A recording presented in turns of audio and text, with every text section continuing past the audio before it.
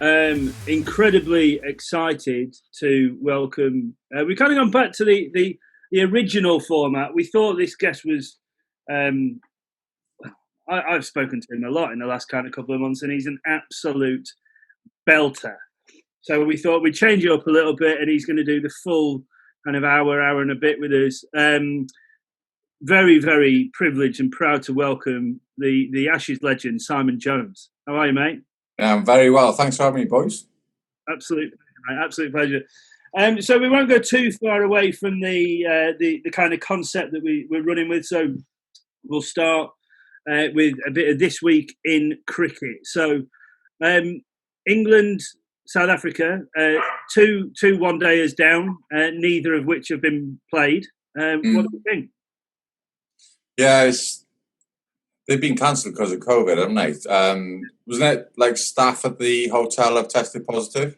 Apparently, yeah. It's just, pardon my English, a bit of a shit show, really, isn't it? If you're going to do this kind of stuff, you've got to do it properly. You looked at the way England did stuff over here throughout the summer. Now, when they finally got some cricket on, they did it properly. Yeah. And I understand the lads find it really difficult in a bubble. You know, it's one of those things that you kind of get used to. But yeah, for those two to be cancelled it's embarrassing really for South African cricket. I think there's one due to be played tomorrow. I think it's the first one, but the England lads fly home on Thursday, so there's obviously they're not going to have that much time to get 3 games in, or maybe even 2. If I was in charge, I'd just bring the boys home now. You know in that this morning, yeah. I don't see the point in just playing that one game. The big picture are the players at risk? Yeah. And if they are, get them on. Not worth it. It's not worth it. It's a game of cricket. You know, who cares? There's bigger kind of repercussions if things go wrong. You've got to think of the boys' families. Some have got kids and whatnot. You don't want anyone at risk. And if, unfortunately, Cricket South Africa haven't done the things properly, then so be it. I think it's funny you mentioned about the bubbles and stuff. So I don't know if you guys have all seen the Tom Banton's pulled out of the BBL, hasn't he? Yeah. Because he's obviously spent so long in these biosecure bubbles that he now just wants to get home, and it's obviously affecting him like mentally, which isn't great. Yeah. Look, you don't envy him, do you? It must be so hard. You're just stuck in that one bubble where you can do only certain things. Right, probably go to the gym. Go to the ground, and that's it. The hotel. Yeah. I know touring is hard work. It generally is, but this is different circumstances. And these are young lads. They're supposed to be enjoying their cricket. They're supposed to be enjoying traveling the world. They're supposed to be doing this. They're supposed to be doing that. He's obviously had enough. And anyone that says that he's made the wrong decision is obviously wrong. You have to respect what he's done. And if he's speaking about it's not helping him mentally, then he's got to do what's right for him. Yeah. No, I totally respect what he's done. I think the David texted me today. David Milan's going to come onto the podcast in a few weeks. I mean, he's probably right at the opposite end at the moment in terms of cricket because he's now obviously the world number 1 T20 batsman, yet can't get into the England one-day side. I mean, what more does he have to do, I guess?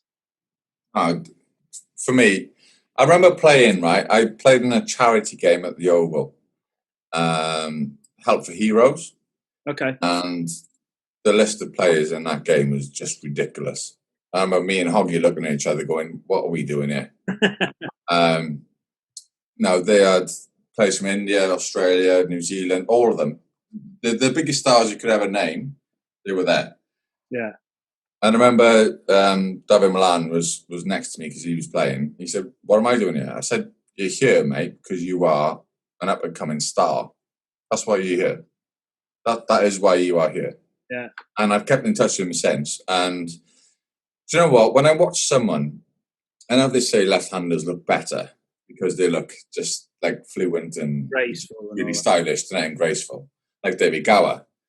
But him, I watch him and I think this guy, he can dominate this game. he can dominate it. And he has, hasn't he? He's number one in the world now with T20. Yeah. For him not to be in the one-day squad is a joke. He held the record for the shortest amount of time on the MCC Young Cricketers. Did he? Really? He got shipped over, or when he came over, I think it was 2006, 2007 when I was with him, and he rocked up, and it was like someone had brought their dad down to play. It was just a joke. He was just miles better than everyone else, and he's playing second team cricket, and I think he scored something like 750 runs in 4 weeks. Yeah. And then obviously with us being at Lord's Middlesex, just bang, signed him. And you just had that air of, I mean, we had some good players on that. We had people like Kevin O'Brien, and we had played with Darren Sammy, people like good players. Yeah. And he just was like level above again. The one thing I took from meeting him was he's very humble. Yeah. Very calm. And for him to say to me, "Why am I here?" There was massive names like Doney and McCullum and Graham Smith, Callis, Brett Lee was there, Matthew Hayden. I get that, but mate, back yourself. Yeah. Go on. Do you think that's done him? And like Bairstow's a bit the same, isn't he? Bairstow's quite a quiet, unassuming type of guy, or certainly that's how we come across. I've not met him, but do you think that's maybe done him and David a bit of a disservice when it comes to their places in those sides? Obviously, David gets left in and out. Johnny gets mucked around the order, never sort of in one spot. Whereas the other guys who are a bit sort of brash and loud tend to get what they want. Possibly, yeah. Look, it's down to the selectors. They have their ideas on who should play or not. But for me, I put someone on social media today on Twitter about Johnny Bairstow coming back into the test squad. Why isn't he there anyway? Yeah. What's he actually done wrong? There's plenty of talk about the lad from Surrey, Pope, and then the other guy, what's his name? I don't want to be so embarrassing. Who's the other keeper from Surrey? Oh, Folksy. Yeah. Now, Folksy is an outstanding keeper, and he can bat as well. But for me, in terms of like pecking order, Bairstow had it first, didn't he? Yeah. And if he's playing well, then you bring him in. It's the same with Butler. Yeah. Butler, he had a bit of an ordinary summer with the gloves. But and with the bat, to be fair to him. Yeah. But we know what he's capable of. And I hate it when I see like people sitting on their sofas watching it and going on stats and stuff. Whereas I look at the person, to be fair, I don't know folks, I don't know Pope, and they are now they will be extraordinary cricketers. They will be. For me, I'll always judge people I know, and I know Bairstow and I know Butler, and I'll always judge people on if they'll be in the trenches with me. Yeah. And I can guarantee you, Bairstow is one bloke I'll have in the trenches with me. Yeah. He'll have you back, and he will do what's right for the team. So for him to get back into that squad would be magnificent for England cricket, I reckon. Yeah, we said a similar thing regarding stats about Stokes. When Stokes retires in 10, 15, whatever years' time, I don't think his stats are going to do him anywhere near the amount of justice that he could have done. For example, if he was in a not as good an England side, and he was back, let's say Kane Williamson. I'm not saying Kane Williamson's not a great player, but Kane Williamson can just go out there and play for Kane Williamson. He knows that it's on him and it's on no one else. Whereas you look at Stokes and he'll chuck his wicket away, he'll come on and bowl 12, 13, 14 over spells and maybe not get the wickets and not get the bits he might do, but the team will win because of what he's done. Yeah, stats don't look great, and I think you're saying the same thing about Bairstow. He'll do what's needed. Yeah, I hate stats. Hate them. Yeah. I judge people on when the shit hits a fan, who stands up and who doesn't. Yeah. That's what I judge someone. I don't care if someone's getting runs against average bowling attack. So what? Anyone can do that. You judge them when you need them most. And that's is That's what Vaughan did in 2005. He picked players that he wanted in his side that he knew were up for a fight.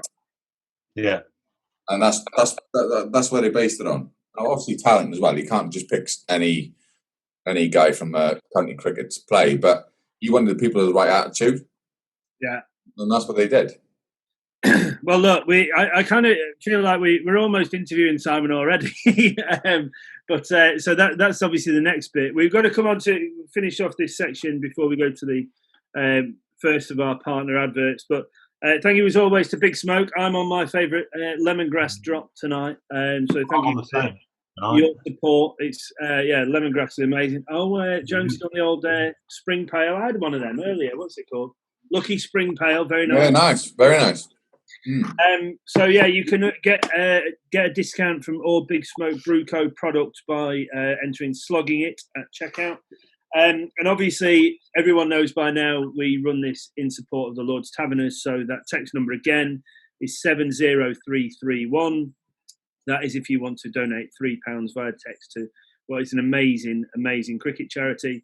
We've obviously designed 5 questions for Simon to get wrong earlier, so he'll be paying a tenner, as will one of we, as we match it. Please make sure that you're at least 16 and have the bill payer's permission before you do so. And on that, here is a note from the Lord's Taverners. The Lord's Taverners is the UK's leading youth cricket and disability sports charity. We break down barriers and empower disadvantaged and disabled young people to fulfil their potential and build life skills. Our cricket programmes support some of the most marginalised and at-risk young people in the UK, using sport and recreation to build links and encouraging groups to play sport together. We tackle issues such as knife crime, unemployment, radicalisation and also isolation, something we are all feeling right now. Last year, our programmes impacted the lives of more than 12,000 young people, and with your support will help even more in the future. Find out more and make a donation at lordstaverners.org and help us to continue our life-changing work. Thank you.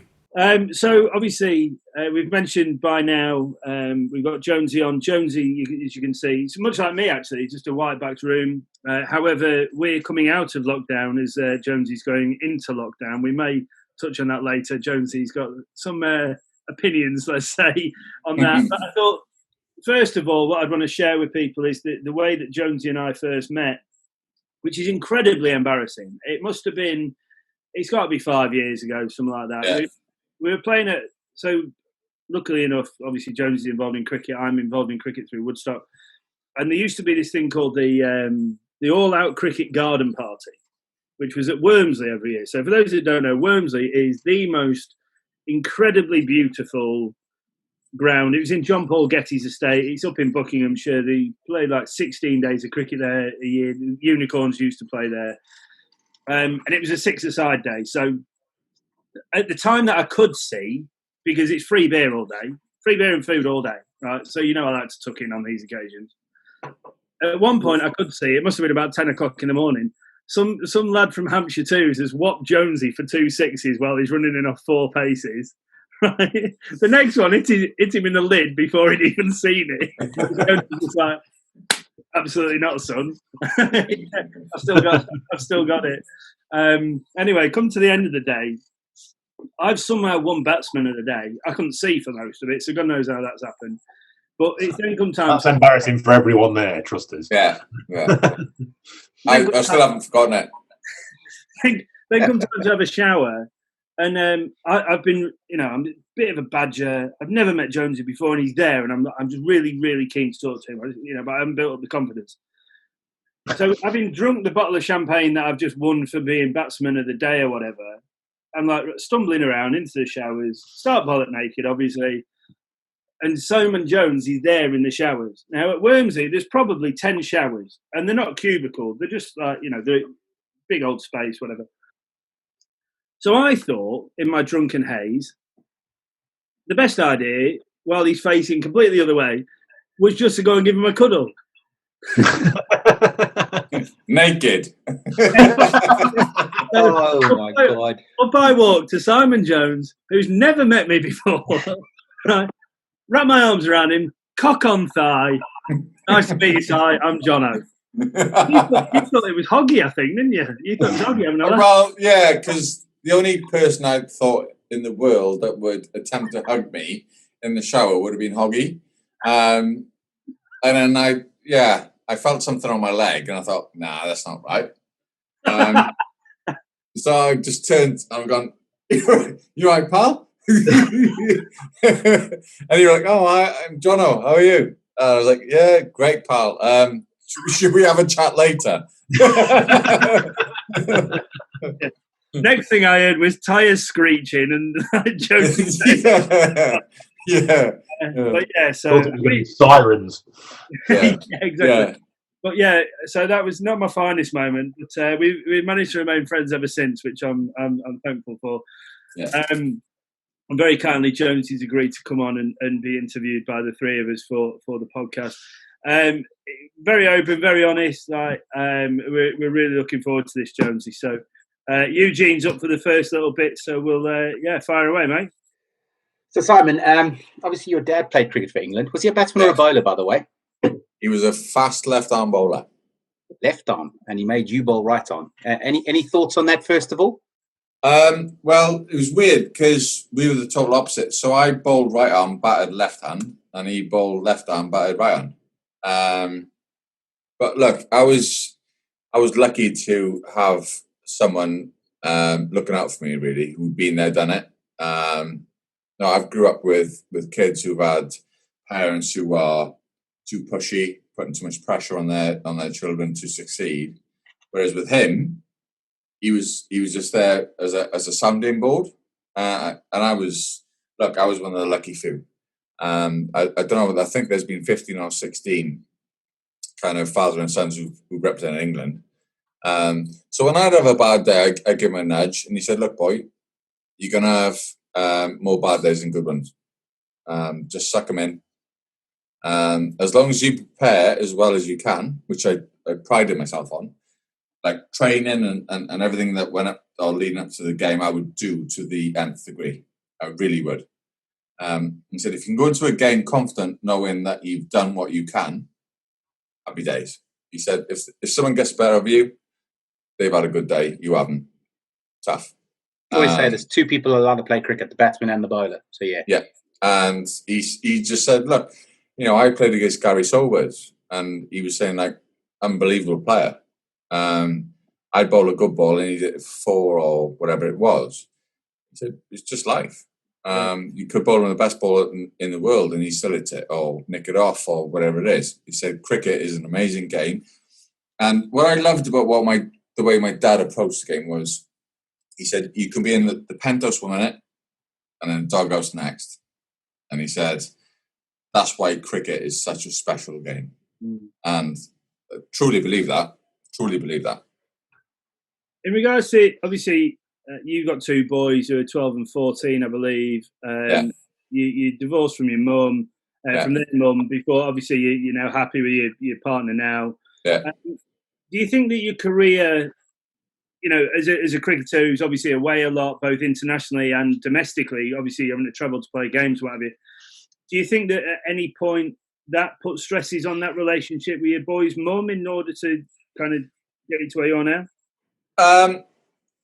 I was fairly lucky. Like when I was with England, I was single more or less. I had a couple of girlfriends and that, but I didn't have children, and I think that's the biggest thing. Because Steve Harmison's one of my best mates, and I saw him struggle. He got married young. He had kids young. We had a joke. Was it last year or the year before that he'd become a granddad at 42? So I used to see Harmy on tour, and he battled with it. He really would. I was lucky in that sense where I didn't have family. My things went south with the boy's mum when my career more or less ended, and kind of felt alone really. I'd gone from having a structured life, a day-to-day kind of regime, and then I found myself at home. And I think the biggest thing that any sports person, men, women, wherever it is, I think when they retire, they feel as if they've lost their identity. Yeah. And I think that's the biggest thing. And you feel worthless. And I was trying to find a new role for myself. And I think the stresses of all that kind of put a stress on our relationship. And it came to head into 2015, I think it was.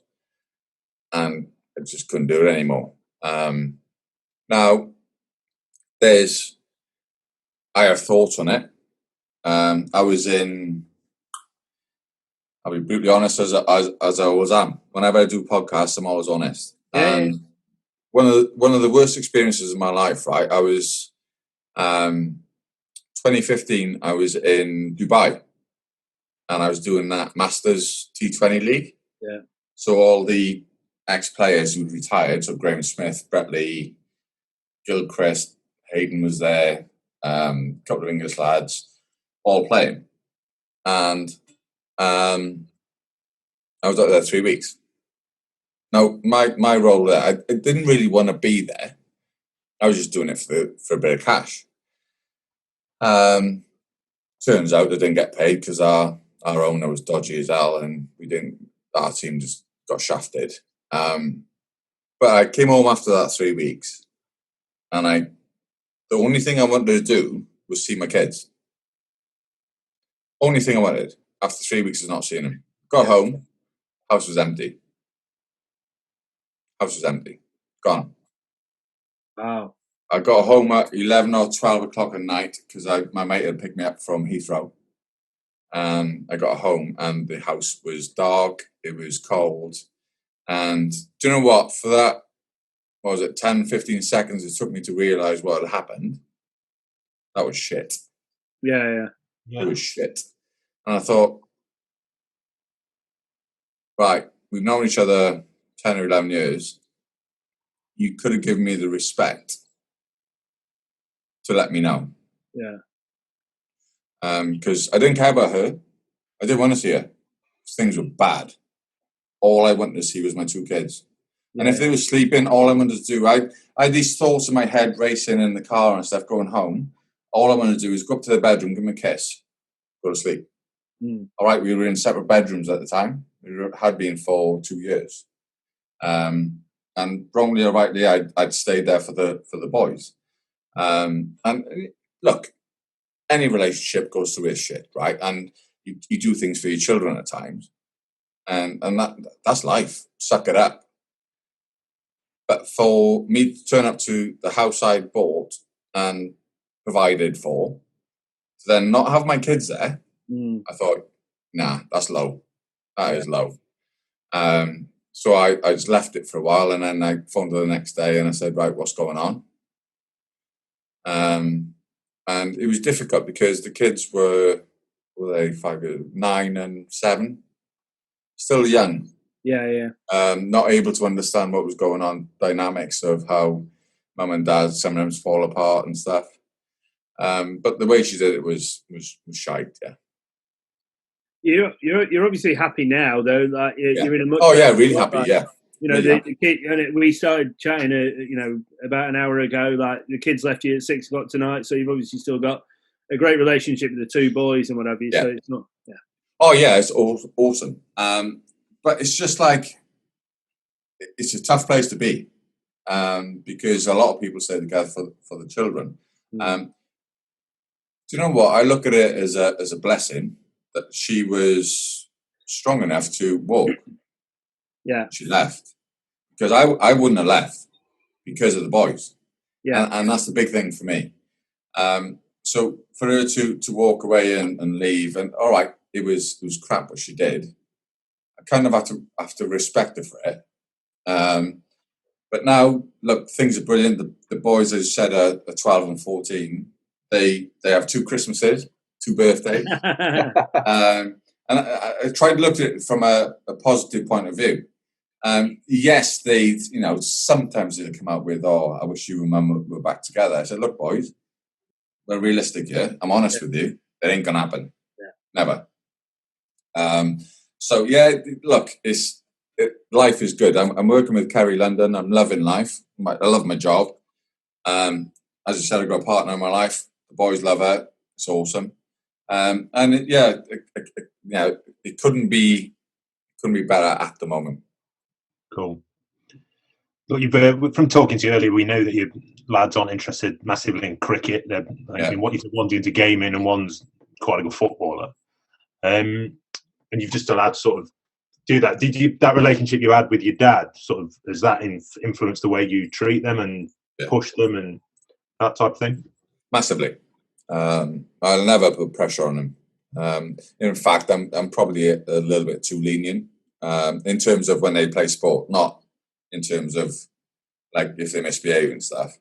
But yeah, look, if he has a bad day, I let him talk. Charlie, that is my youngest. Like, they lost 3-2 yesterday in the game. I said, right, if he starts whinging about other players or whatever it is, I said, right, how about we look internally? How about we look at our own contributions to the game? How about you say, right, Charlie, what could I have done better? I said, I don't care what those kids are doing. Don't care. Let's look at what you're doing. I said, you had a brilliant game. And I try and pump his tyres up. Do you know what I mean? To be fair, he did play well. If he doesn't play well, I'll let him know in a gentle way. But he, my old man was different. He was, he was just so relaxed with me. I was very lucky. I had a best mate who played cricket for Glamorgan as well. He got released at 21. His name is Wayne Lowell. And I'm not sure whether you know him, Si, or whatever, but it might have been too late. He was probably the second most talented batsman I've ever seen in my life. He made his debut at Colwyn Bay against Lancashire. He scored 100 before lunch. Yeah. Wow. Do you know what the bowling attack was? Oh, God. I'm trying to think of Lancashire. But in Chapel. Wazim Akram. Yeah. Chapel. Peter Martin. Who could bowl, by the way? He played for not Peter Martin. Obviously, Bully. And then Yates was the spinner. And he got 100 before lunch. And and unfortunately, his dad probably did it out of love and whatever it was, but the pressure he put on Wayne was incredible. It was just too much. And me and him were best mates, and we used to travel in the car together and stuff. And I could see him sometimes, he was just in bits because he was just getting that outside pressure coming in. Now, being a professional sports person, whether it's football, cricket, rugby, whatever it is, athletics, that's enough on its own. But without it coming from your family, who are supposed to be there to support you. So if my kids have a bad day, so what? If they get 5% in an exam, I don't care.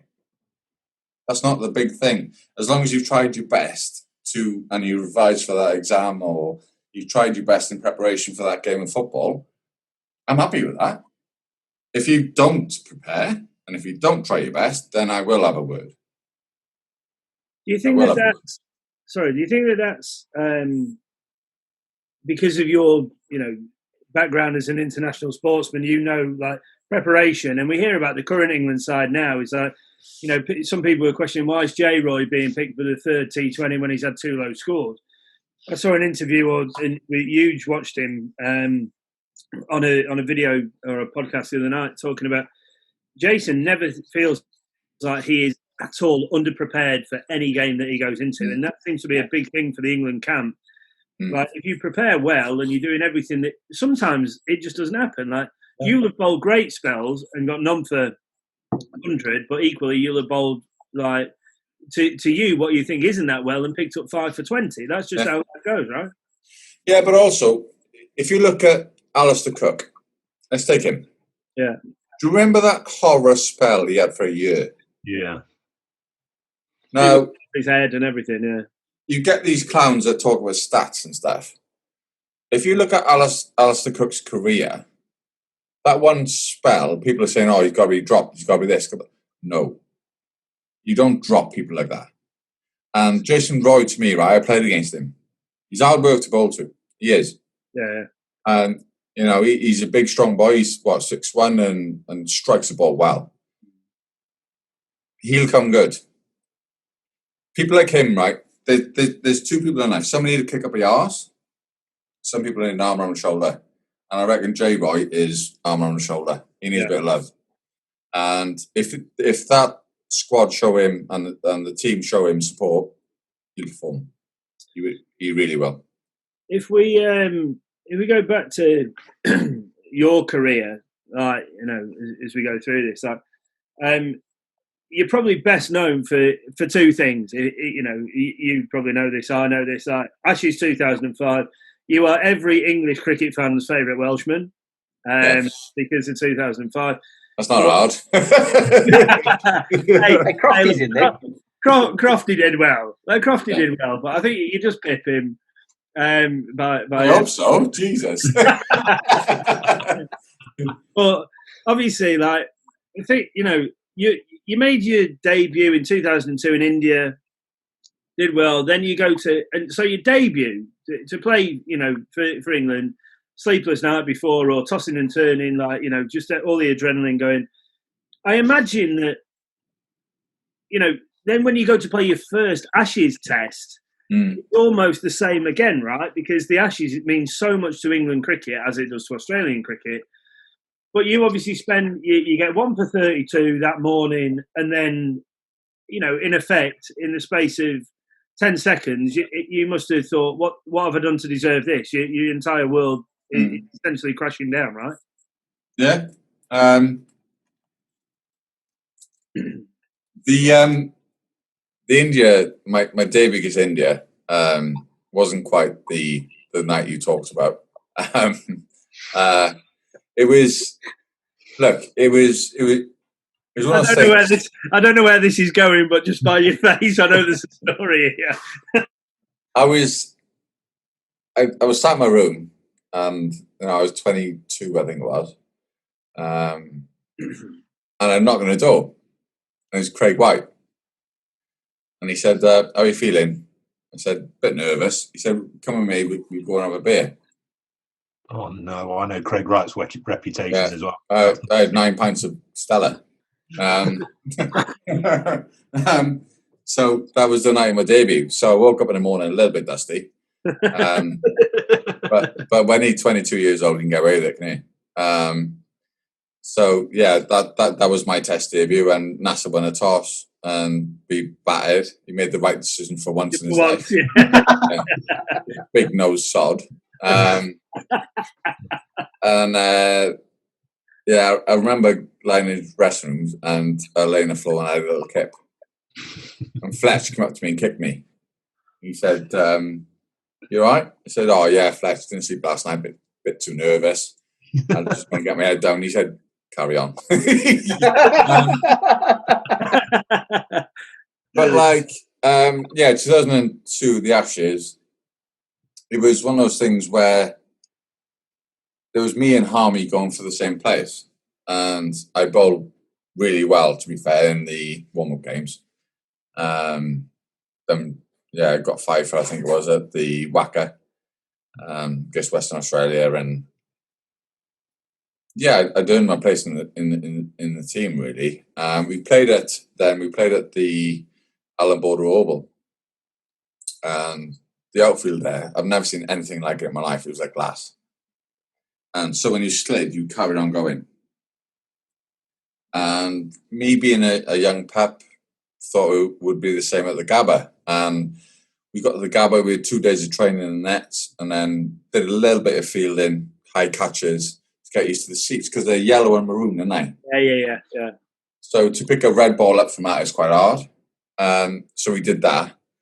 Didn't do any other fielding.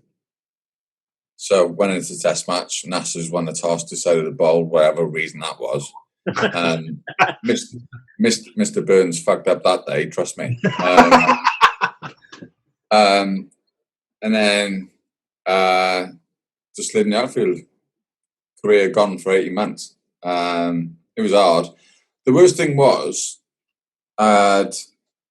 news came in that Cricket Australia had organised a fielding video for their website, and Ricky Ponting said no, because the outfield is so coarse and not suitable for diving or wherever, that they didn't do it. We didn't get told. Wow. That's pretty cool. Yeah. That was average, I thought, on their behalf. Yeah. If we'd been informed of that, it was because it was Aussie rules. It was just one of those pitches, very sandy, and but you know what? I always try and remain positive about stuff, and for me, as a bowler then to when I came back in 04-05, totally different. Yeah, totally different. Maybe it was meant to be. Maybe I was meant to get my name slightly out there and come in and bowl in 90 plus, 93, 94, 95, wherever it was. To come back, bowl in 88 to 91, 92, but a far better bowler. Maybe that was meant to be. I don't know. You said quite openly before, haven't you, that you by the time you did come back, you dropped a few miles an hour, but in terms of your skill set, you were so much more complete as a bowler by the time you returned to the England side. Massive. My skill set had gone from there to there. Enormous kind of growth. And that was just spent by, look, I'll be brutally honest, I pride myself on my graft, on my hard work. That didn't come easy. I grafted my arse off. Get some people that say, some people are talented. And no, that's bollocks. You work hard. You work hard. Yeah. And if you want to succeed, you have to work hard. And you can get some of the best footballers in the world. You tell me Ronaldo hasn't worked hard to get where he is. Does he train hard? Does he do this? Does he that? Of course he does. Yeah. If you want to learn a skill, I think I read some ridiculous thing. It's 10,000 repetitions. Yeah. 10,000 hours. Yeah, something like that. You have to put the hours in. And when I learned reverse swing in 2001 in the academy with Rob Marsh, the lads would go in and pick out the hardest, shiniest ball they could find. I had a chat with Troy Cooley. He said, right, you're not going to open the bowling. Harmy and Fred will do that. Harmy and Hoggy will do that. You and Fred have got bowled with shit overs in the middle. You've got to learn to bowl with an older ball. When the ball's gone soft, when the wicket's flat, when the batters are in, you've got to find a way to get wickets. Because of your extra pace, you'll have to do a job. So I used to pick the old ball that looked as if it had been chewed by a dog. And that's what I did. Straussy walked out of a net. Straussy walked out of a net because I was reverse swinging it. Didn't like it. he walked. Imagine he did that in the middle. Yeah, I know. He walked past Rod Marsh, and Rod Marsh went, "Fucking cock." I think he actually called him a fucking weak dick as well. But you know what? Straussy was Straussy, and I've never seen anyone conduct themselves as well as he has. And we used to call him Lord Brockett because he was so posh. And brilliant. Do you know what's weird, right? That like me and Harmy and Hoggy do a lot of the Professional Cricket Association stuff, right? So we used to go to the Lords and go around the boxes and chat to people. And we see Straussy, who's the head of the ECB. Or we see NASA, who's like working with Sky. We didn't see them as the head of the ECB. We didn't see them as this guy working for Sky. We would just fill them in. So, like, Straussy would be walking around, right, Lords, and we just charge him and get him in a headlock and start rubbing his hair and stuff. And you see fans walking past going, like, what's going on here? That's the head of the ECB. But we just saw him as Andrew Strauss. Or, like, with NASA, we'd run up and just fill him in. No, obviously not properly fill him in. Just you won't miss that snout, though. Yeah, a couple of jabs, Mr. Burns. That's the way we look at each other. We're just best mates, and And for what Strauss has been through with Ruth and whatnot, absolute. Honestly, he's one of the best human beings I've ever met in my life. He is, really is. He's a legend, that boy. Yeah, absolutely. We had we were talking about this a little bit earlier tonight about your infamous injury that you went through and the reaction that NASA went through. Did you actually watch it? Have you seen the replay? I'm sure you have, like many times.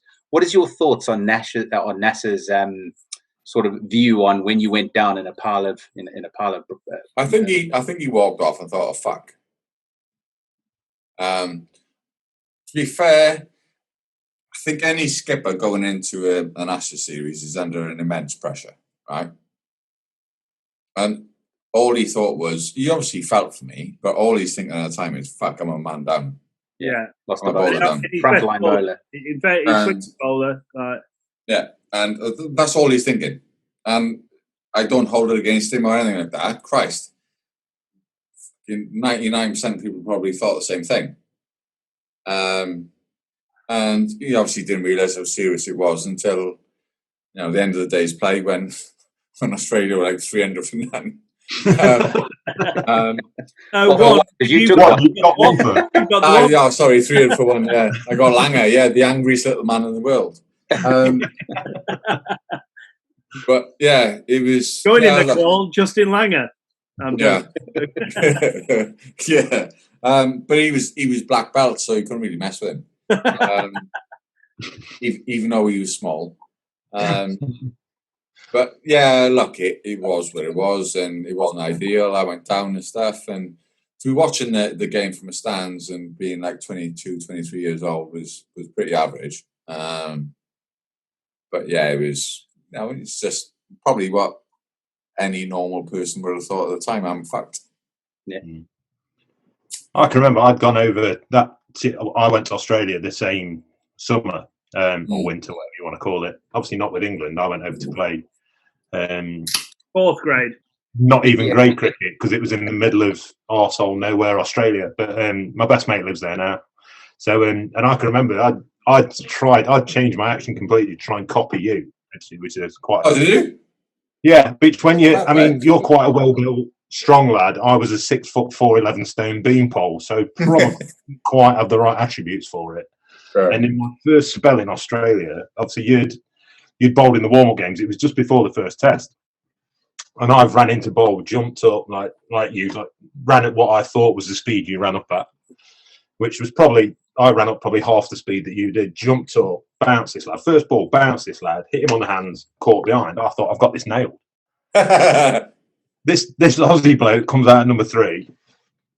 Big lad, floppy hat on again. I was thinking, I'm fast. I don't get this. I'm 19, think I'm fast. I bounced him. He hit me to Perth. I bowled the next ball, bounced him again. He hit me over point for 6. Bear in mind, I'm opening the bowling at this point. Yeah. They're 12 for 1 off 3 balls. I run into bowl the next ball, and the batter is sledging me on my way in. Really? Yeah, going, don't fucking bowl it short, mate. Don't fucking bowl it short. Well, why didn't you bowl a flat one?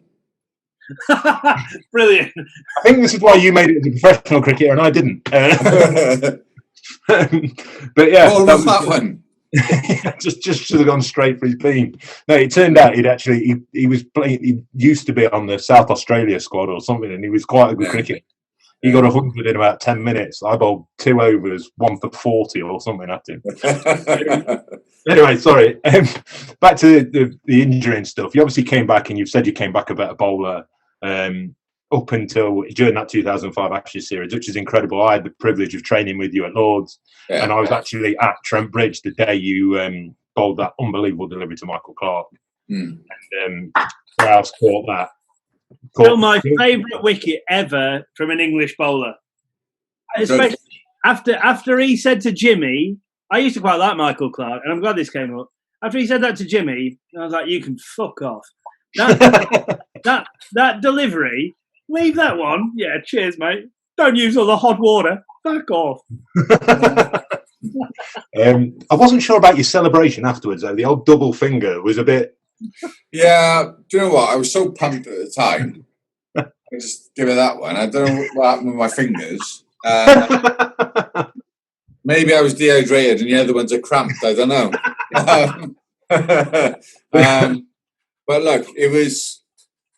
I always like say to young bowlers or whoever is coming through, you've got to, when you play at a certain level, regardless of where you are, club or county or minor counties, wherever it is, you've got to be able to set someone up, and you've got to be able to understand the situation. And I bowled 2 overs of reverse away swing to him, and I thought, right, I'm going to get this guy comfortable. Because when you're at that level and you're bowling against people like him, Ponting, Langer, Hayden, Gilchrist, Martin, whoever, you can't just blast them out. That ain't going to work. So to set him up the way I did and then bowl that reverse swing. I remember I got the top of my mark and the crowd had gone quite quiet. So I thought, right, give my G up. And they reacted, thankfully. So I'm running in and I thought, right, this is going to be the in-swinger. And it came out perfectly. Absolutely perfectly. And I thought, once it left my hand, you know what it's like, Si, when it leaves your hand, it feels good, doesn't it? Yeah. And then I saw him start to shape as if, oh yeah, here we go again. And then I've heard him say, oh no. And I was like, really? Yeah. I was like, and yeah, then obviously you had the stumps clatter. And then I've just turned around and given it the one finger, wherever that was. But you know what? I've watched that video a few times because obviously people have put it on Twitter and stuff. And the best part for me, right, there's an old couple, if you look at them in the crowd, and they hug each other. Do they really? Yeah, and the biggest part of that series for me was the memories for people. Yeah. I mean, that changed English cricket fans' view on cricket, right? I mean, we've spoken a lot during the previous podcast about how before 2005, we had some brilliant players like Craig, obviously, Nick Knight, Butch, some amazing players. But England was shit. I mean, let's make no bones about it. They just weren't very good. Not that we didn't have great players, but they couldn't compete at that highest level. And 2005 absolutely brought cricket back to life for England. Like, we had characters. Obviously, we had you, Harmy, Fred. All the bowlers, because the batters are boring, aren't they? I don't know. There was one that was quite good that series. Oh yeah, Kev, yeah. Do you know what though, Jono? I think the biggest thing was it was the first time that the public and the fans had seen a chance that England could actually beat them. Yeah. Now, you look at that Aussie 11, maybe 13 actually, the Aussie 13 they had, they were legends. Yeah. They had Hussey and Cattish waiting in the wings. Yeah. Jesus Christ. Yeah. Do you know what I mean? If those lads can't, they'd have played 120 tests for any other country in the world. Yeah. Easily. Before tonight, and I've seen it before, and we've spoken about it on the phone, but there was an interview you did with Channel 4, and the lady who's interviewing you, or whoever it is interviewing you, asked like, are you happy? And he was like, well, to be a part of that side that be the best team that's ever played the game, yes, I'm happy. Like, regardless of anything else, that is what, to me, as an international sportsman, that is what I mark it by. Yeah. And I always, Si would be the same, you would be the same, we'd all be the same, right? Eugene would be the same. Where, regardless of what you do in your life, right, you want to challenge yourself against the best. Yeah. I don't care what that is. Yeah. Whether it's in an office, whether it's on the field of sport, wherever it is, you want to see how good you are against other people. Yeah. And that was the benchmark I always set myself. Right, you've got to play against the best in the world. Brian Lara, Ponting, whoever it was. I want to see if I'm good enough to get these guys out. And that's how I set my standards. And that's why I work my nuts off to be able to do that. And I don't think you can ever master any skill, right? I think mastering that's a strong word. right? But I think you can be fucking good at it. Yeah. And I was good at reverse swing. Mate, I found it incredible. Like, you know, you were probably England's first real amazing exponent of that skill, right? I mean, obviously Freddie played long, you know, to 2013, and kind of started to master it. But you were the first guy that people probably associate with being able to bowl genuine reverse swing at genuine pace. You know what, right? I worked for a company, and we did a tour when the Ashes was done under in 2013. And I was out there looking after these people and they watching the games and stuff. And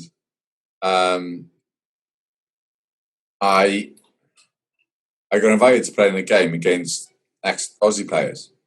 So I walked up and Titch was there, a couple of Adam Hollyoak, that. But on the opposition was Ponting, Gilchrist, Andy Bickle.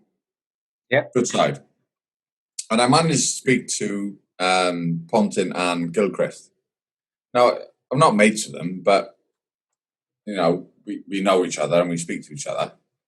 And they said the Aussies had meetings about me bowling reverse swing.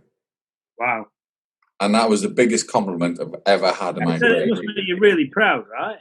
Yeah, that was the biggest compliment I've ever had in my career. They said they're chats about you. Wow. How are we going to combat this guy? Yeah. I was like, I said, fuck off. That was so stupid. I said, Not me, right? Like you Ricky Ponting and Adam Gilchrist, you know what I mean? I used to not sleep at night thinking about bowling to you guys. Yeah. Because Gilchrist and Ponting probably the hardest pair of batsmen I've ever bowled to, easily. I met Ponting once, like really, really lucky when he was at Surrey, and I was playing in Surrey. Lovely guy. Honestly, one of the nicest blokes you're ever likely to meet in your life. You know, obviously, like hard nose. There's that amazing story about someone hitting him in the face at short, like silly point, and you all right, mate? Spits his teeth out and says, "Fuck off, get on with it." Like ultimate competitor, but like off the pitch, what a great bloke. Lovely human. The next thing. So again, in that video that I alluded to, people should check that out. Actually, there's a clip on YouTube you can find from Channel 4 where Simon's very open about the ankle injury, and you know when he took the fifer, you know the lads are asking, you know, want you to lead them off the side, but you're effectively hobbling off the pitch. Like, I mean, you know your ankle's done, and then you wake up the following morning. And you say, you know, you call the fizz and you're like, you know, it feels like a knife stabbing me. The pain's that bad. But you're encouraged to go back out there and do the job because is it because it's a privilege to play for England? I don't know. Like, I just find it really interesting that you were almost, and maybe I'm wrong, but were you forced to go out there to try and, because of that position of privilege, or, you know, were you in the right way? No one ever forced me. The England physio at the time was Kirk Russell, hero of a guy, legend. And I think I called him in the morning and said, mate, I can't get out of my bed. And I never felt pain like it. And Cywell now, as fast bowlers, it hurts every day. Your breakfast is 2 paracetamol, 2 Brufins, and then you get on with your day. And that's it. But this day was different. It was different, and I thought, right, I'm in a bit of bother here. In fact, I can't go for, you know, my morning toilet break. Something wrong here. So he came into the room and he said, right, let's get you to the ground. Let's assess it there. Blah blah blah. So then the doctor came in. Any test. Rugby, cricket, football, whatever it is, there's always a doctor on call. And this doctor came in. He said, right, I'll give you a bit of local. I said, yeah, whack it in. No, as fast bowlers, you pin cushions anyway. And he put it in. And I thought, oh, yeah, don't feel so bad. But then after like half an hour, do you know when you go to the dentist and go like that? You can't feel anything. So my foot felt. Didn't know. I was walking and I did not know where my foot was. Wow. And I thought, wow, I'm supposed to run in and try and bowl 90 clicks, not knowing where my foot is. I could have kicked a donkey in the head or something. I wouldn't have felt a thing. And your analogies, I just love them. Yeah. Donkey in the head. Yeah. Brilliant. And I was a ridgeback. That's a private joke. That was a private joke. Yeah. And I just said, Vorney, I can't do this anymore, mate. I can't do it. I'm not doing myself justice. I'm not doing the team justice. And there's a famous story that Hoggy and Harmy always tell when they do their after dinner speeches, that apparently I was in the huddle saying we've got to make them follow on. I wasn't even there. I was on my way to hospital to get my ankle scanned. But they said, oh yeah, we've got to make them follow on, And then Harmy ended up bowling 40 overs because I wasn't there. But yeah, that was probably the worst probably worst I felt in terms of being helpless as a fast bowler, because I don't want someone else bowling my overs. And me and Fletch kind of not fell out, but we kind of disagreed at the time. That I knew I wasn't fit, and I think he saw it differently. And I don't know what he thought I was thinking or what I was doing. But I said to him, right in Fletch, we had 5 in the first innings. What makes you think I don't want to take 5 in the second innings? Yeah. If I don't want to be out there, I'll tell you. I'm a strong enough character for me and you now to have ding-dong.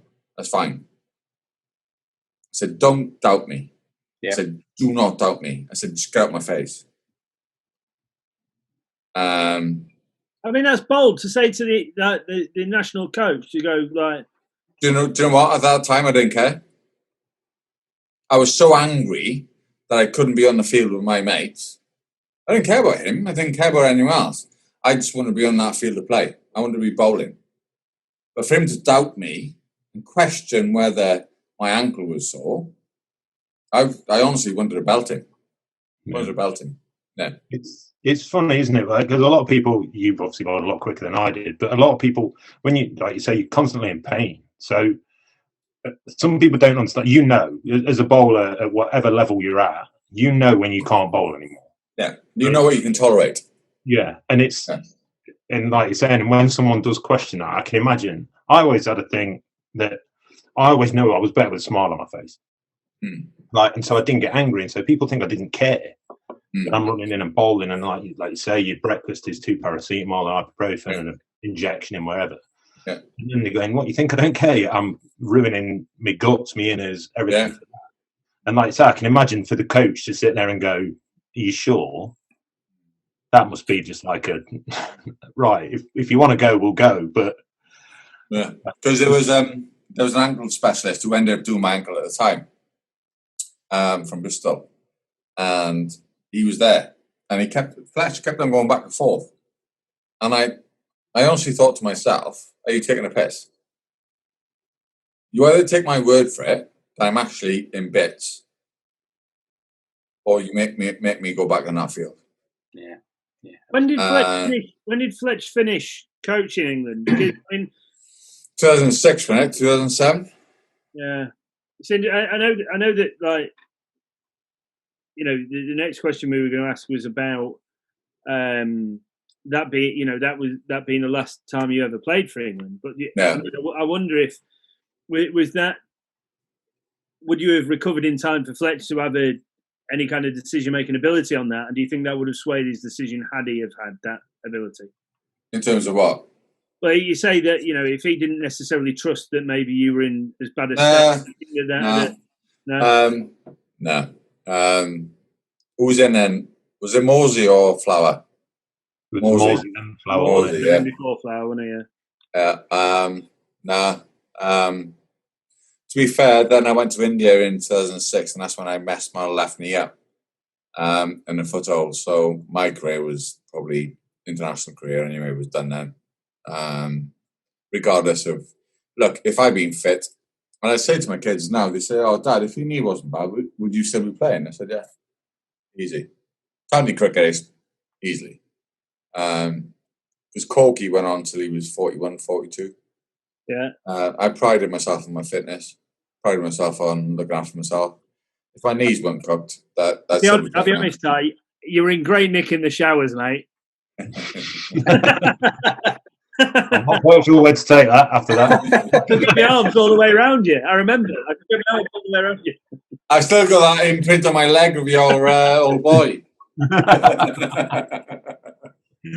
Right, going back to the 2005 Ashes, Yeah. there was 4 bowlers, but there was also a batsman that came from a certain country that I might have come from too. Obviously, you and Kev get on quite well. Tell us a little bit about him. What's he like as a player? You know, what's he like as a person? As a person, to be fair, he's one of my best mates. I will always have his back, no matter what. He is misunderstood. Right. His mouth is 3 seconds quicker than his brain. We know that. Yep. But look, as a person, he's always been good with me. And do you know what? I'll always tell anyone, you judge someone on your own experience, not anyone else's. Yeah. And don't go on and say, "Oh, someone says, oh, he's a knob." No, speak to them first. Make your own decision. And from my experience with Kev, absolute legend, right? Yes, he's upset at people. So what? I'd probably upset people. You've upset people, whoever it is. Doesn't matter. And there's probably people that shitbag me. I don't care. They don't factor into my life. But Kev was the best batsman I've ever seen in my life. Easily. Hands down. Big guy, 6'5", imposed himself on the opposition. And do you know what? When he came into that side in 2005, he was quiet, he was young, he was hungry, and it summed him up. He wanted to be the best. And he worked it, Jono, he worked his nuts off. That boy. Was Kev to cricket in 2005 what Bryson DeChambeau is now to golf? Like, I mean, he was a complete breath of fresh air, right? Like, doing things differently, hitting the ball with different style shots, like the flamingo shot that he used to play. Like, did he just kind of almost reinvent batting? And do you think that just rubbed some people up the wrong way, and so maybe people misunderstood him right from the word go? Yeah, I think also, Jono, I think people mistake confidence for arrogance. Yeah. And I went on tour with him in Rod Marsh's Academy again in 2003, and I just watched him play and thought, this boy is special. Yeah, he is special. Some of the shots he played, the way he went about his game, the way he carried himself, and you know, it was a bit of a double-edged sword in 2005 because 2 of my best mates got dropped. Mark Butcher, and Graham Thorpe. Belly came in, and so did Kev. So it was a bit like, but I knew the pair of them really well. So I knew what the 2 of them could offer. Belly is probably the most technically gifted batsman I've ever seen in my life. Unbelievable cover drive. Oh. It's beautiful to watch. When you watch him play a cover drive, it's just poetic, isn't it? Yeah. It's beautiful. And then you had Kev, who was just going to destroy bowling attacks. Yeah. Pumping Glenn McGraw, who's had 6 at Lords. Who does that? Do you know what I mean? Yeah. So it was almost like, right, out the old, in the new. And I was just lucky to be part of that. I remember sitting in that one of our first meetings about how we're going to cope with the Aussies. And Kev spoke out because he spent a lot of time with Shane Warne at Hampshire. Yeah. I thought, good on you, pup. You're 23 years old, 24 years old, and you're speaking in a room with lads who played God knows how many tests. Yeah. But that summed him up. And to be fair to the boy, you know, I think a lot of hate towards him is jealousy. He's earned a shed load of money. Yeah. And good on him. Good on him. That's what I think. You know, so the other Simon and I we're in Cape Town for a mate's wedding. I think I told you this story on the phone, Jonesy, but we had dinner with him in Cape Town this year, which was the most nuts experience we've ever had. So we're in a bar called Caprice in Camps Bay. Yeah, yeah. So we're going to meet our mate Sanjay, who then introduces to his mate Lance, who's a property magnate in Cape Town. Yeah. And then we have a few drinks, and Lance goes, "Oh, we're going to go up to Lalit Modi's house for dinner." And we're like, "Yeah, all right." And then he says, "No, we're going to go up to Lalit Modi's house for dinner." How are we going to get there? It's all right, I'm driving. So this is me and Simon and our two wives get into a vintage Rolls Royce. Luckily, Lance hasn't been drinking by this point. Vintage Rolls Royce up to this house, right? Simon, you go up to the 4th floor. That's where you'll be having dinner, right? Brilliant. Okay, so we get there. We have a few drinks. It's like pool halls and table tennis arenas and bowling alleys. This place is absolutely nuts. Get there. Alan Lamb turns up, and then KP turns up in his whites. Full kit. We had dinner with him, and was he full kit wanko? Was he? Oh yeah, he was. Yeah, he'd been playing in charity games. He'd obviously been playing in a charity day or something. Yeah. But I tell you what a beauty. You probably slept in him actually. There was a photo of him on Instagram the next morning by the pool. Yeah, by the pool from that house. Yeah, and still in full kit. Full kit, yeah. And I was like, well, it was brilliant. Like, he had photos with me and Simon. He had photos with the girls. Like, the only reason we left when we did was because when you're in Lalit Modi's house and your wife, who's pissed, starts dropping glasses, and you realise that they're worth about 1,500 quid each. We could have done a few more hours, but no, he was perfectly fine. Like, obviously, he's a great guy, absolute great guy. And do you know what? Right, when I went through a bad period after that 05 experience, and I was rehabbing and stuff, he was probably one of the only guys that kept in touch. And you know, when bowlers or batsmen or whoever it is get injuries, you feel isolated. He took time out to call me and check on me and do whatever. And you know, I do judge people on that. Like, since I've finished, in 2013, kept in touch with Hoggy, Kev, Harmy, Belly at times.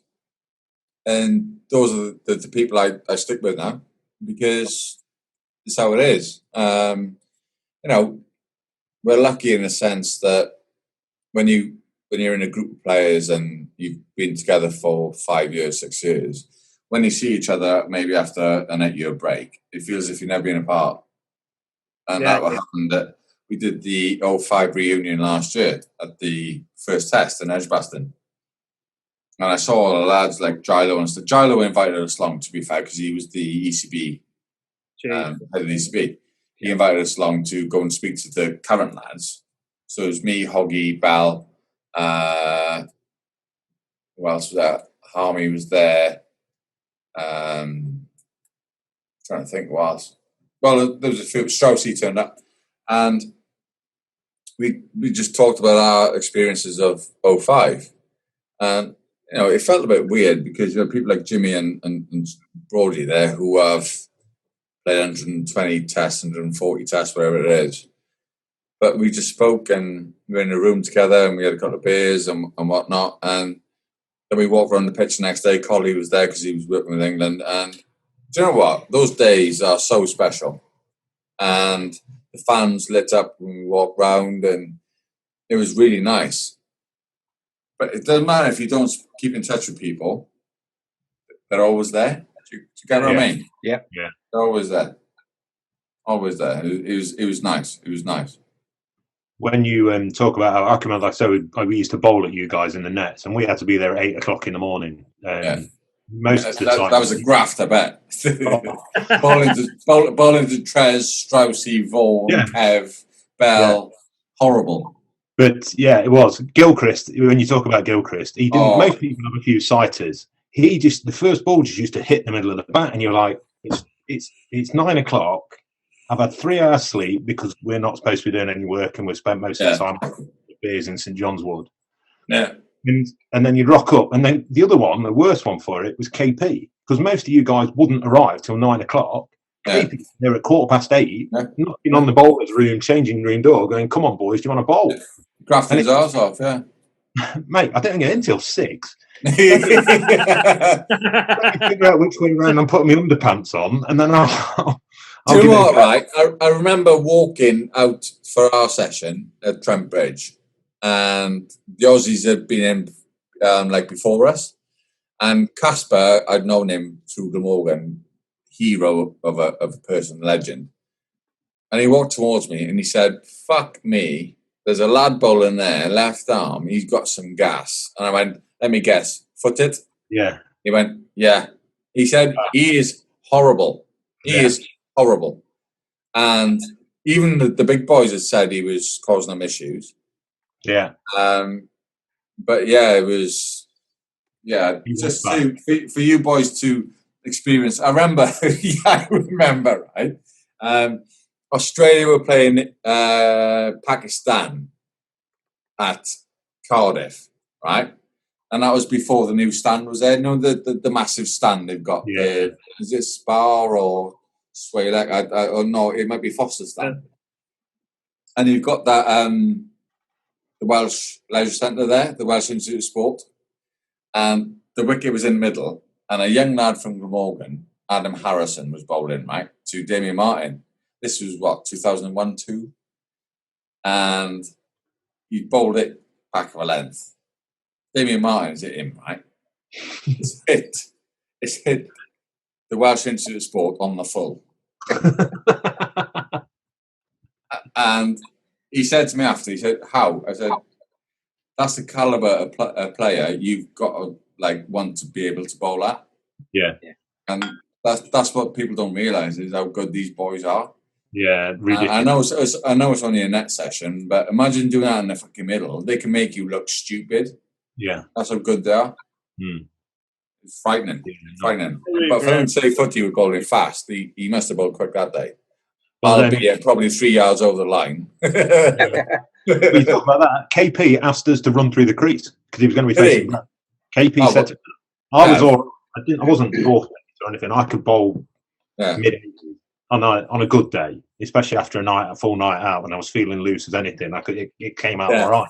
Yeah. But he was saying that, and he walked down the other end and marked a line that was 1.5 meters past the. Do you know why? Brett Lee. Yeah, and just went right. I want you to let it go. He was horrible. He was horrible. I remember facing Casper and Gillespie, thinking decent gas these boys. No, sorry, I faced Brett Lee first. I was thinking, shit the bed, I might die. And then Casper and Gillespie come on, who weren't fucking slow, and they felt like medium pacers. Yeah. I was like, oh my good God, I can see this ball. And just taking ones or whatever. Brett Lee was horrendous that series. He bowled 95, 96 miles an hour. He was hard work. Serious gas. Just to finish, Jonesy, and I'm sure you've heard these before, but I think what we need to do, it's important that we recognise what you gave to English cricket and what your kind of peers thought about you. And I've sent these to you before over an email, but some quotes that a couple of lads said about you in that Channel 4 documentary that I just think it's nice that everybody and people who haven't seen it are aware of. Michael Vaughan said, "The best that I saw." Ashley Giles said, "England's best ever exponent of reverse swing bowling." Gilo then went on to say, "Like a Ferrari, did everything quickly, could break at any minute, but when he was going, a superb bowler and an unfortunately short career." I mean, that's amazing, right? That, to have those kind of comments from your peers must make you proud, right? Yeah. The biggest one that shocked me really was what Vaughan said, the best he ever saw. Yeah. Someone like him to say that, I take that with umbrage really. And Fred was said about Jimmy Anderson and stuff, and how I could have possibly achieved what he's done. But look, I've been asked in the past about if you could have played 80 tests, or what you achieved in the 18 that you played. I'm happy with 18. To play against, for me, what is the best team that's ever played the game and beat them, I'm happy. You know, my career is kind of 05. Whenever someone says my name, if they're a cricket lover, not Joe Bloggs up the street because they don't care, they always say 05.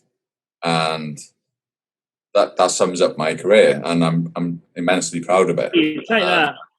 No, of course you would. Look, I'd love to have played 80, 100 tests. Of course I would. But I don't think my body would have allowed me anyway. I think from my point of view, like as a fan, you know, before I even got into the cricket business by that point, like that as a fan allowed me to believe that English cricket was back and England cricket was a force to be reckoned with again. And never forget that. Like, you were part of something really, really special. And I know, like, Simon will agree with me. Eugene supports South Africa, so his opinion doesn't really count. But like, you know, be really proud of that. I mean, that's incredible. And you guys will be you're now written in folklore forever. Yeah. And that's really cool. Yeah. But going to Eugene, in terms of the Saffers, they were a tough team to play against. They were hard work. But I remember facing Andre Nell. Mm-hmm. And arms. So yeah, he said to me, so I was waiting for him to have a crack at me, you know what I mean? He said, I'm not going to say a word to you. I said, why is that? He said, you're Welsh. He said, you're as nuts as us. And I went, correct. And me and him have got on really well ever since that fucking comment. And yeah, you know, life's about experience, right? Regardless of whether you play sport or whatever it is. And if you can, you know, get to the point where you're going to pass away, whatever it is, 80, 60, 70, whatever it is, if you're going to look back in your life and have memories, I reckon you've achieved something. Yeah. Well, you certainly have, mate. You certainly have. Do you know what? Thank you, certainly from the three of us, but to everybody. Like, this has been incredibly entertaining, but insightful as well. Like, to hear your views on, you know, not only training and being prepared, but just the way that the game's run and stuff. And we're incredibly thankful. Now it's our time to take some money off you. Oh God! For the Lord's Taverners, and based on I'm vaping now because I'm worried. Based on our chat earlier, because it's all based on stats, then you're going to be terrible. So we've got 5 questions for you, all worth £2. Right?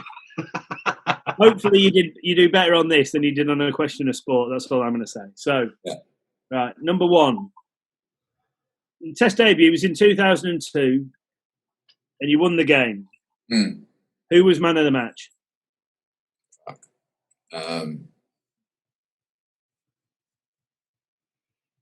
Borney. NASA. What, Beaky? I think he got 145. What did he do? Did he get the man of the match for winning the toss or what? I think he got 155 in the first dig. Yeah, do you know why? That's the flattest wicket I've ever bowled in my life.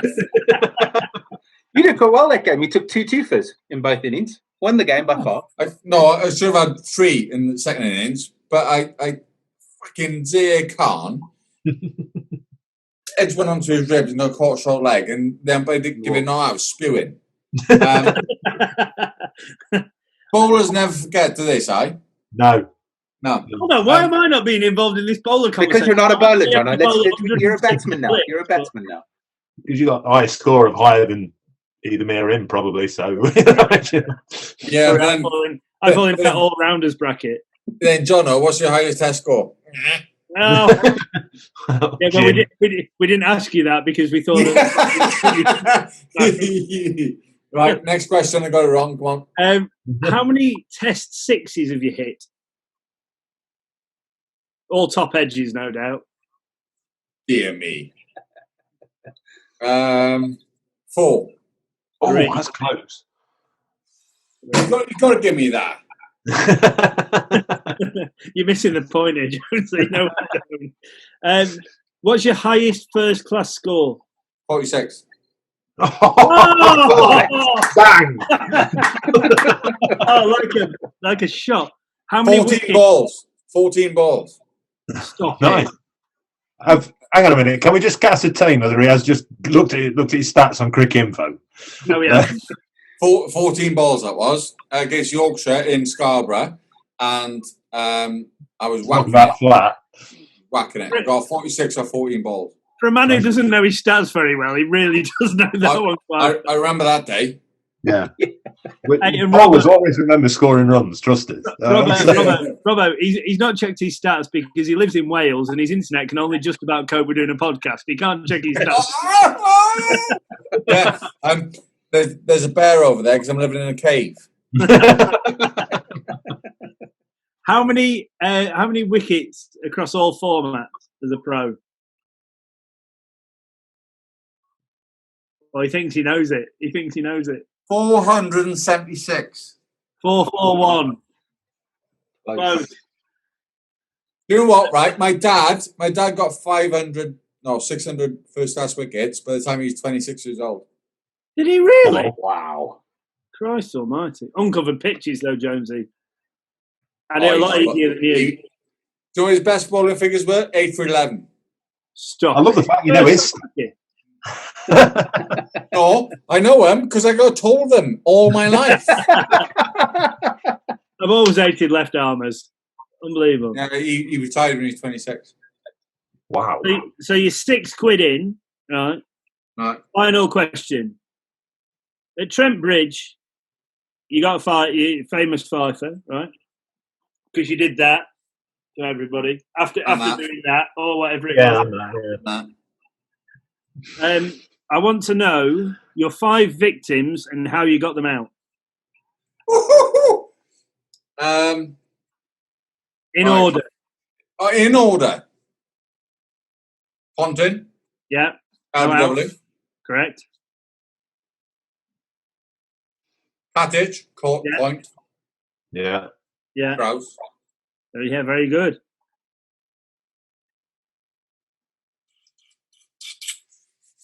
Who's next? Because I know the last two. Kasparovich. Oh. Yeah. No, don't worry about the order. Bold. What a scene that was, by the way. Yeah. Warren caught at cover, and then Bratley caught at deep point. Yeah. Unbelievable. I mean, you got the Strauss catch. Who caught Warren and Lee? Same man caught them both. We've talked about him tonight. Warren and Lee? Bell. Yeah. Nailed it. Absolutely nailed it. Right. £6, Jonesy. I owe £6, right? Yeah. £6. Okay. All right. You can just text that Lord's tabs numbers twice. Oh, yeah. Cool. So we now need you to decide on a competition that we've been having running. So we've whittled it down to 3 people. So we're basically giving away a Woodstock cricket bat for the best celebrity story, and we need you to decide the best one. All right. So Simon's going to do one from Tom Lightfoot. Eugene's going to do one from Greg Buchanan, and I'm going to do one from Joe Lucan. So, and you need to decide who's most deserving of a cricket bat based on this celebrity story. Okay. Hughes, you want to go first? I can do, yeah. So, way back when, early 2000s, the Lions, well-known South African provincial side, was captained by H.D. Ackerman. They came up to Botswana, where Greg and I were both playing against each other, playing for Botswana at the time. And we were playing on a very, very flat wicket. H.D. Ackerman walked up to Greg and asked him to stop bouncing his players because it's pre-season for them and we're going to injure them, or Greg is going to injure them. So Greg said to him, in the nicest possible way, "You can fuck off." That's Greg's. That's Greg's. That was Greg's famous story to H.D. Ackerman. Right, like that. So my one. So there's a friend of mine called Joe Lukens. I wasn't going to mention this to save his bacon, but I invited him to play at Wormsley, obviously the place where we famously met, and we were playing in a Lord's Taverners game, and Anton Dubek, who's the Strictly Come Dancing dancer, who's never, I genuinely think, I've been watching him, never played cricket before in his life, bowled 2 overs. And my mate Joe has played Premier League cricket as a batter for Wimbledon for a number of years, and now he's the captain of Barnes' first team. Lost his off pole to Anton de Beek, which caused absolute great hilarity. But I think he's deserving of the bat because he obviously needs a better one. Okay. My side. So a mate of mine used to be into his acting, but was playing against a stage 11 back in 2005 and was bowling his little medium pace whiffers at I don't know if you can remember, it's from the 1960s, but the old Man from Del Monte, we all can remember the character with the old Panama hat and the strap line of the Man from Del Monte always says yes. Well, in this particular fixture, the Man from Del Monte, who at the time was about 77 years old, hit one just in front of point. His mate, who was some kind of aspiring actor, no doubt, but some kind of whippersnapper, set off. Unfortunately, the Man from Del Monte did not say yes and shouted no. And this poor young lad, who was obviously loving his first game of cricket in a while, was ran out by half a length while the Man from Del Monte was sat leaning on his bat. To which point, all my mates' team walked off, and as he's got to the edge of the pitch, just shouted, "The Man from Del Monte!" Always says. So that's his one. Right. Made my decision. I'm going for side story. Well done. Well, that is from Thomas Lightfoot. Good on you. Second was Eugene. John O. That's Paul. Oh my God! Wow, I didn't think getting bowled by a dancer who's never played cricket before could get any worse. But I mean, obviously, you need to pick your game up, mate. Right. And stop hugging people naked in showers as well. Mate, I will take that story to my grave, and I will love it every time I talk about it. I will as well. I still have sleepless nights now. Yeah. On that note, we weren't allowed to talk about that mental disintegration, were we? Mr. Simon Jones, MBE, thank you so much for your time, mate. It's been an absolute pleasure talking to you. Thank you for all your insight, mate. It's just been an absolute joy to chat to you. Like some of the stories and some of the chat we had before we started recording was incredible. That the three of us will keep with us forever, and it's just been brilliant, mate. Thank you so much. No worries. Just a bit of advice: watch out for bridgebacks. That's all I say. And on that note, cheers, Simon. That was amazing. Thank you. And on that note, here's a note from our sponsors, Woodstock Cricket.